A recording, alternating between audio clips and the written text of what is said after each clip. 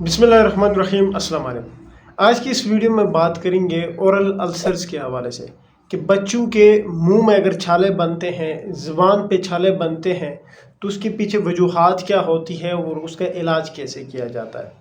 जब भी हम ओरल अल्सर्स की बात करते हैं बच्चों में तो जो सबसे पहली वजह बनती है वो है जिस्म में आयरन की कमी। अगर बच्चे के जिस्म में आयरन की कमी होती है तो उस वजह से मुंह के अंदर ज़ुबान के ऊपर जो है वो छाले बनना शुरू हो जाते हैं, फोड़े बनना शुरू हो जाते हैं। इसी तरह अगर जिस्म में विटामिन बी कम्प्लेक्स की डिफिशिएंसी हो तो उस वजह से भी ओरल अल्सर्स बन सकते हैं बच्चों में। और साथ ही फोलिक एसिड की डिफिशिएंसी की वजह से भी ओरल अल्सर बन सकते हैं। कुछ एक बैक्टीरियल इन्फेक्शन है, वायरल इन्फेक्शन है और फंगल इन्फेक्शन है जिनकी वजह से भी ओरल अल्सर्स बन सकते हैं बच्चों में। तो जब एक बच्चा, एक माँ, एक वालिद आपके पास लेके आता है और वो कंप्लेन करता है कि डॉक्टर साहब इसके मुंह में छाले बन गए हैं, इसकी ज़ुबान के ऊपर छाले बन गए हैं, प्लीज़ आप इसका कोई हल हमें बताएं, कोई दवाई हमें दे दें। हमने बहुत सारी मेडिसिन यूज़ की है उसके बावजूद भी ये ठीक नहीं हुआ है।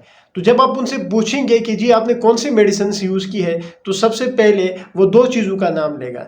नंबर वन, वो कोई एंटीबायोटिक का नाम बताएगा कि जी कोई एक एंटीबायोटिक ली है। कोई भी एक एंटीबायोटिक हो सकती है, जैसे कि कैफ्लेक्स हो सकती है, प्रिलॉक्स हो सकती है, अगमेंटीन हो सकती है, कोई भी एक एंटीबायोटिक हो सकती है। या फिर वो कोई ना कोई एक एंटी फंगल क्रीम की बात करेगा, जैसे कि डेक्टरीन ओरल जेल है या सुमो जेल है या नेल स्टे ड्रॉप्स है। इस तरह की कोई जो है वो क्रीमों का बताएगा। वो कहेगा कि इन सब चीज़ों का यूज़ किया है उसके बाद भी ठीक नहीं हुआ है। तो जब इस तरह के मरीज़ आपके पास आता है तो आपने इन काजेज़ को रूल आउट करने हैं, इन वजूहात को देखना है कि आया कि आयरन डिफिशिएंसी की वजह से है, आया कि विटामिन बी कम्प्लेक्स की डिफिशिएंसी की वजह से है, आया कि फोलिक एसिड की डिफिशिएंसी की वजह से है, या वायरल इन्फेक्शन है, या फिर फंगल इन्फेक्शन है, या इवन बैक्टीरियल इन्फेक्शन है। तो आपने वजूहात को रूल आउट करना है। जब आप अच्छी तरह एग्जामिन करेंगे, उसके टंग को, उसकी ज़ुबान को एग्जामिन करेंगे, उसके मुंह को एग्जामिन करेंगे, उसके माउथ की एग्जामिनेशन करेंगे तो उससे आपको अच्छी तरह पता चल जाएगा कि ये किस वजह से ओरल अल्सर्स डेवलप हुए हैं। अब बात करते हैं इसके इलाज के हवाले से कि जब इस तरह के मरीज़ आपके पास आते हैं और उसका इलाज फिर कैसे किया जाता है।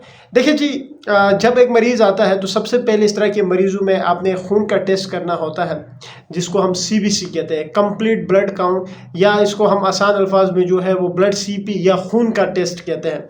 तो जब आप ये टेस्ट करते हो तो उससे आपको पता चलता है कि आया कि आयरन डिफिशिएंसी की वजह से तो नहीं है, हेमोग्लोबिन की कमी की वजह से ये ओरल अल्सर्स डेवलप तो नहीं हुए हैं। जब आप ये टेस्ट करते हो तो इस तरह के जो पेशेंट्स होते हैं, उनके जो पेरेंट्स होते हैं वो कंसर्न होते हैं, क्योंकि वो कहते हैं कि हमने बहुत सारी जो है वो मेडिकेशंस यूज़ किए हैं उसके बाद भी ठीक नहीं हुआ है। तो जब आप सिर्फ इस एक इन्वेस्टिगेशन जब आप करेंगे तो वो मुतमईन हो जाएंगे कि जी हाँ, डॉक्टर ने अच्छी तरह एग्जामिन किया है। वहाँ से आपको HB लेवल का पता चलेगा, आयरन डिफिशिएंसी का पता चल जाएगा। तो ट्रीटमेंट जो है वो ये है कि अगर आयरन डिफिशिएंसी है तो आयरन डिफिशिएंसी के लिए आपने आयरन सिरप्स देने हैं। अगर फॉलिक एसिड की डिफिशिएंसी है तो आपने फॉलिक एसिड के लिए सिरप्स देने हैं। अगर विटामिन बी कम्प्लेक्स की डिफिशिएंसी है तो आपने मल्टी विटामिन्स देने हैं जिसमें विटामिन बी कम्प्लेक्स मौजूद हो। वायरल है तो एंटीवायरल देते हैं, जैसे कि एसाइक्लोवियर है। बैक्टीरियल है तो एंटीबायोटिक्स देते हैं। फंगल है तो हम एंटी फंगल्स देते हैं। क्योंकि ये समझना थोड़ा सा मुश्किल हो जाता है, थोड़ा सा ट्रिकी हो जाता है कि एग्जैक्ट वजूहात क्या है, एग्जैक्ट वजह क्या बन गई है इस ओरल अल्सर की। तो हम क्या कर रहे होते हैं, जब एक मरीज़ इस तरह हमारे पास आता है, एक बच्चा आता है, तो सबसे पहले हम आयरन के सिरप्स देते हैं। आप्रिट फोलिक जो सिरप होता है वो हम देते हैं। साथ ही हम कोई भी एक मल्टीविटामिन का सिरप देते हैं, जैसे कि मल्टी बियोंटा हो गया या लाइसोवेट हो गया, जिसमें विटामिन बी कॉम्प्लेक्स वगैरह मौजूद होते हैं, वो हम देते हैं।